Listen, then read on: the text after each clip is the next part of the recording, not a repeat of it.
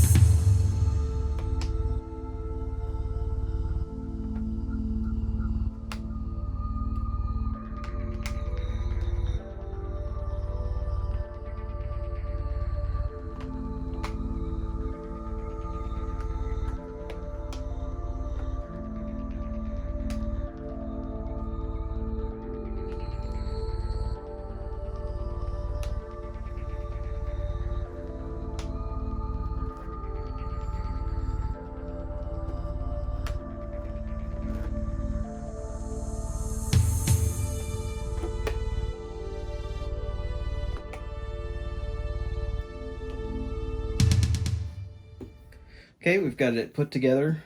We've got Dak out and his helmet on. And as you can see, he is almost identical to the Luke figure that was released recently. The difference being the lower section of the skirt here, which has a different belt and the lightsaber hook for Luke, and obviously the different heads. Otherwise, it's the exact same body, which is fine because they were all pretty identical. Same articulation that you expect. I don't really feel like I need to go over a whole lot of this since we went over it with Luke recently. The cockpit, we're going to take a closer look at that. It is very detailed. Taking a look at the rear gunner seat, which would be Dak's. You've got the controls and the readout for his harpoon gun. Seat belts, which move very easily, as you can see there. And as you can see in the back here, some more instrument panels and the window, which is obviously quite transparent. You've got the handles here for pulling the cockpit closed.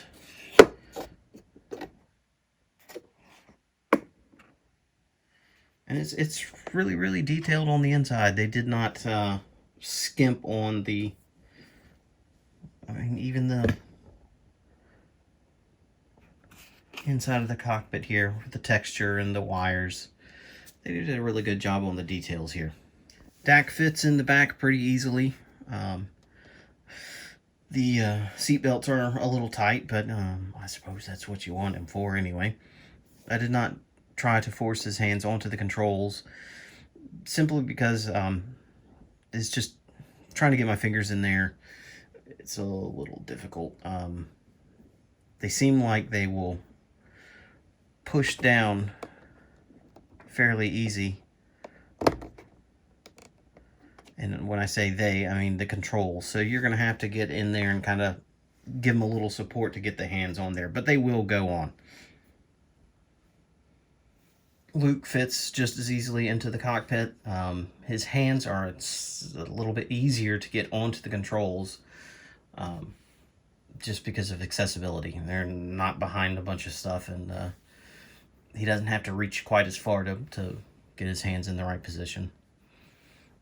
His cockpit isn't quite as detailed as the back, but it is also movie accurate. They put more controls in the back where Dak was for the harpoon and things of that nature. So the minimalist controls in the front is actually pretty accurate. Detailing is really nice. The paint looks good.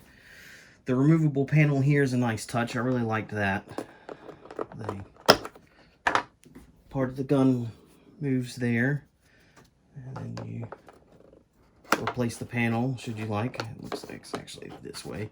There were no instructions in this. It's not really hard to kind of figure out, but just making you aware. Maybe my sample was not, but not included, but nope. There were no instructions. You just slide this back on top, and there you go. You've got the directional panels that open on either side,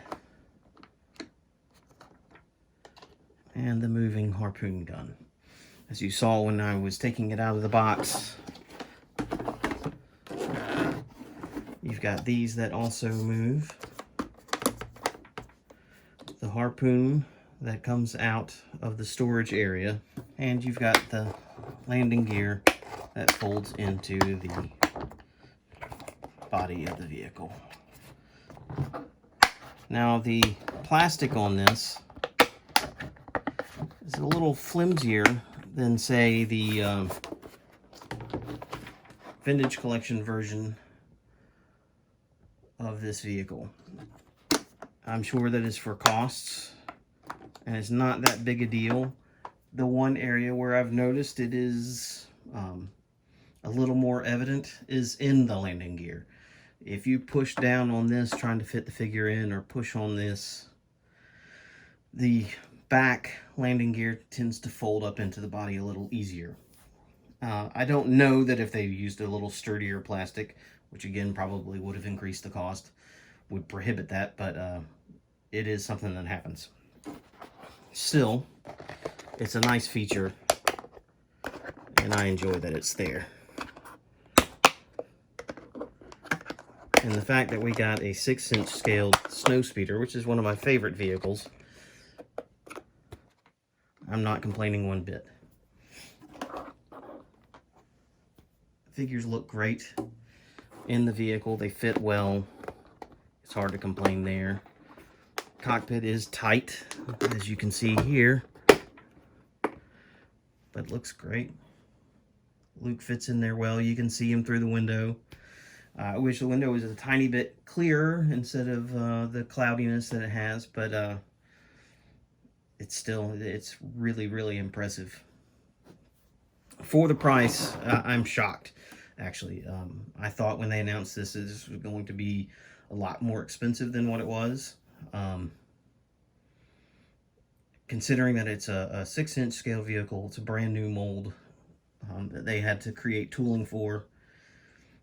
It's definitely, it's 120 bucks, but it's definitely worth the price, and the fact that you're able to produce this for something for 120 bucks when you have the Slave 1 that had existing tooling and is 150. A lot of people have complained about that. I personally still love the new Slave 1, but when you get this for 120, it's a little crazy, but in a pleasant way. So there we have it. The Black Series 6-inch scaled Snowspeeder.